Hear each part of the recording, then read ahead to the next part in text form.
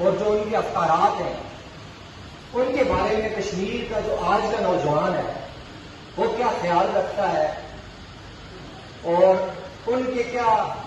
جذبات ہیں وہ آپ کے سامنے رکھوں گا۔ حاضرین مجلس،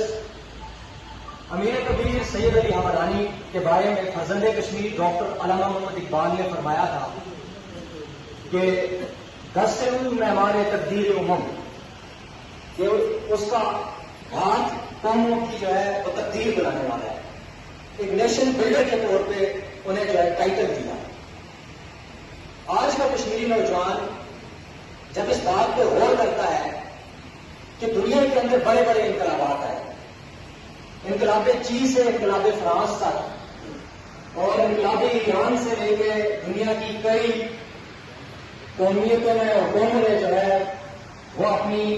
ریاستوں کے اندر حکومتوں کے قایا پلٹ، لیکن دو انقلابات ہمیں ایسے نظر آتے ہیں کہ جو ان سب انقلابات سے جو ہے وہ منفرد ہے۔ ایک وہ انقلاب جہاں سے وہ ہمارے چشمے کا منبع نکلتا ہے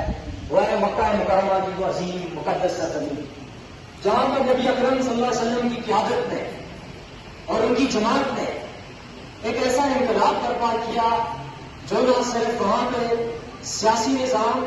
معاشی نظام اور معاشرتی نظام کو بدلنے میں جو ہے معاون ثابت ہوا، بلکہ آپ کی سماعتوں کے سامنے یہ میں بات رکھنا چاہوں گا کہ اس انقلاب کی جو سب سے منفرد اور یونیک خصوصیت تھی وہ وہاں کا اسپرچل انقلاب تھا، وہ وہاں کا روحانی انقلاب تھا کہ کس طرح وہاں کے سماج کو بدلا گیا، سیاست بدلتی گئی، معیشت بدلتی گئی،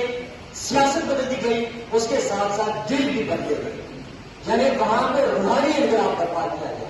اور دنیا کے انقلابات میں ایسی نظیر کسی جگہ پر بھی کہیں نہیں ملتی۔ اور دوسرا انقلاب وہ کشمیر کے اندر امیر کبیر سید علی حمدانی نے لایا، اور کشمیر کا آج کا یہ جو نوجوان ہے یہ جب مطالعہ کرتا ہے دنیا کی تواریخ کو تو وہ یہ سمجھتا ہے کہ مکہ مکرمہ کے بعد اگر کسی انقلاب کی نظیر ملتی ہے تو وہ کشمیر کے انقلاب کی نظیر ہے، اس کے علاوہ اور کوئی انقلاب نہیں ہے۔ باقی دنیا کے جتنے بھی انقلابات ہیں ان نے زندگی کے ایک اسپیکٹ کو متاثر کیا، سیاست کو کیا، معیشت کو کیا یا پھر معاشرت کو کیا، لیکن دل نہیں بدلے۔ دل جس سرزمین پہ بدلے وہ مکہ کی وہ مقدس سرزمین تھی یا پھر وہ کشمیر کی جو ہے اور روحانیت بھری سرزمین تھی۔